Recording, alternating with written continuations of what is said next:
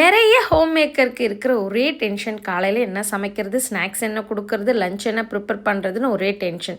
சரி, இது ஒரு வீடியோவாக எடுத்து போட்டால் என்ன அப்படின்னு எனக்கு தோணுச்சு. ஏன்னா நெக்ஸ்ட் டே பிளான் பண்ணுறதுக்கு உங்களுக்கு இதனால ஏதாவது யூஸ்ஃபுல்லாக இருக்கும் இல்லையா. மார்னிங் டிஃபனுக்கு இடியாப்பம், தேங்காய் பால். எனக்கு தேங்காய் பாலை விட தேங்காய் பூ போட்டு சக்கரை போட்டு சாப்பிட்றதுக்கு ரொம்ப பிடிக்கும். ஸோ அதனால் எனக்கு கொஞ்சம் தனியாக எடுத்து வச்சுட்டேன். அதுக்கப்புறமா ஸ்நாக்ஸுக்கு ஸ்வீட் கார்ன் வேக வச்சு எடுத்து வச்சாச்சு.